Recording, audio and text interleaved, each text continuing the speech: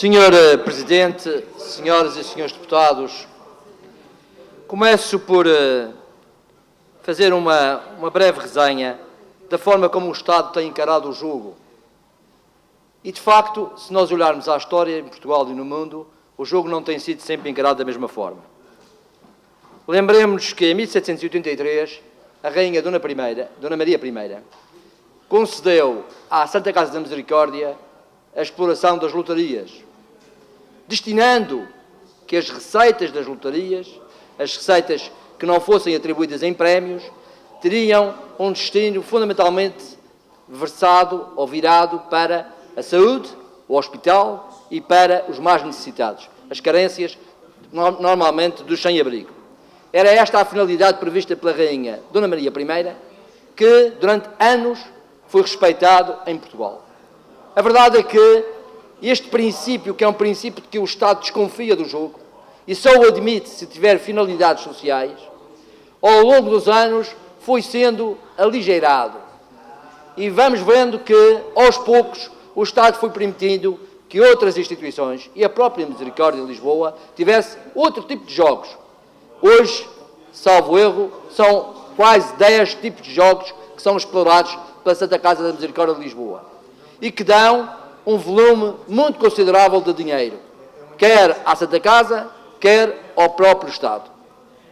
Esta ideia de proibição para a concessão e agora da concessão para um certo aproveitamento que o Estado faz dos jogos tem naturais repercussões no ordenamento jurídico e nos aspectos financeiros a que a região não pode estar alheia.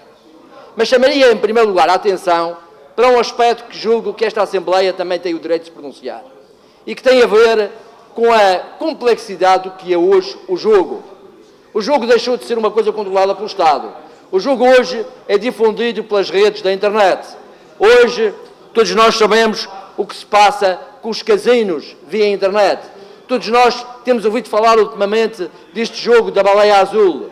Há um conjunto de jogos que escapam à lei, que escapam à autoridade do Estado, que estão a proliferar pelas redes sociais e sobre as quais é urgente que os políticos, que os parlamentos, que os governos tomem medidas radicais, que os proíbam, que continua a haver aqui, sobre este aspecto, um princípio de grande desconfiança em relação ao jogo. E julgo que esse aspecto nunca devia ser desmerecido. Em segundo lugar, também importa aqui referir alguma história portuguesa, exclusivamente nossa, em relação ao jogo. Eu não me esqueço do que foi a perseguição que foi feita ao Raspa madeirense, todos nós lembramos disso, provavelmente, e do que foi a polémica à volta daquele acordo entre a Liga de Futebol e a BUIN para a exploração das apostas desportivas. Tudo isso foi motivo para que o país refletisse sobre se faz sentido haver um contrato de concessão exclusivo com a Santa Casa da Misericórdia de Lisboa para a exploração destes jogos sociais. E eu hoje questiono claramente essa exclusividade. Até porque todos nós sabemos que a Santa Casa da Misericórdia de Lisboa não tem uma distribuição geográfica das receitas que recebe. Ela praticamente circunscreve a sua intervenção à área do Distrito de Lisboa. E poderá questionar-se porque que o jogo do madeirense, do açoriano, do minhoto ou do algarvio não deverá ter repercussões sociais nas zonas onde reside. Esse aspecto é um aspecto que acho que todos nós temos o dever de questionar. Mas se é verdade isto, agora também temos que dizer alguma coisa a mais sobre este diploma e sobre esta proposta que o PSD aqui traz. Senhores deputados, alguns dos senhores deputados aqui, julgo que poucos, lembrar-se-ão da gênese desta matéria. Esta matéria nasceu quando a região tinha que suportar o custo das viagens dos nossos desportistas para o continente. E nessa altura houve uma iniciativa apresentada pelo Dr. Luís Amado, na altura deputado nesta Assembleia Regional, para se criar um fundo praticamente financiado pelos jogos sociais para que financiasse as deslocações dos desportistas da Madeira e dos Açores para participarem em competições nacionais. Esse fundo, então criado nesta Assembleia, então proposto nesta Assembleia, mereceu o apoio, julgo eu, da unanimidade dos senhores deputados. E chegou à República. E a República não criou o fundo, mas admitiu que se abrisse há alguma janela para que as regiões autónomas pudessem beneficiar destes resultados líquidos dos jogos sociais.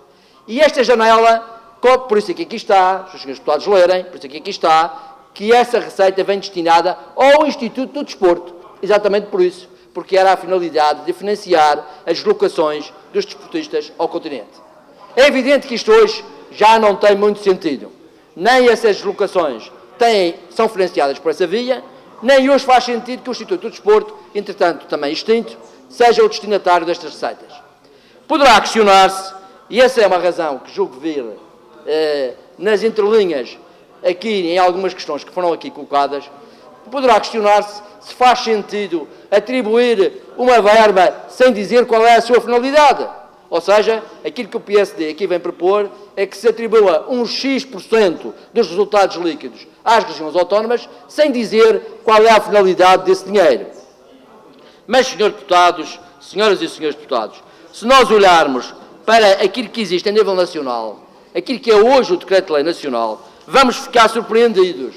Porque, por exemplo, 13,35% dos resultados líquidos dos jogos sociais são afetos à presidência do Conselho de Ministros. E não há qualquer obrigação social para isto. É sequinho, limpinho, filete, 13,35% para a presidência do Conselho de Ministros, não se sabe para quê. Há também, por exemplo, vemos aqui, para o Ministério da Administração Interna, 3,76%. Não sabemos também qual é a finalidade exclusiva para isto. À Madeira chegará, como os senhores deputados se lembram, e que há pouco foi dito, apenas para o Instituto do Desporto. Não faz qualquer sentido esta distribuição. Se ainda estivéssemos no tempo da Dona Maria I, provavelmente estávamos todos arrepiados com esta distribuição que é hoje feita. Mas a Dona Maria I já deu muitas voltas na tumba e de certeza que não olhará para as regras de hoje com essa mesma preocupação. Hoje, de facto, o sentido é todos querem abocanhar estes resultados eleitorais, estes resultados sociais, dos jogos sociais, aliás. Também as duas coisas, é verdade. Mas, Sr. Presidente, senhoras e senhores deputados, se faz sentido que todos os organismos do Estado, os vários ministérios, vão lá buscar a sua fatia, maior sentido fará que as regiões autónomas vão buscar uma fatia correspondente à sua captação. Por isso, esta proposta só pode merecer o nosso voto favorável. Ela é bem-vinda. A forma como se chegou à atribuição destes 2,53% foi retirar das outras parcelas o correspondente.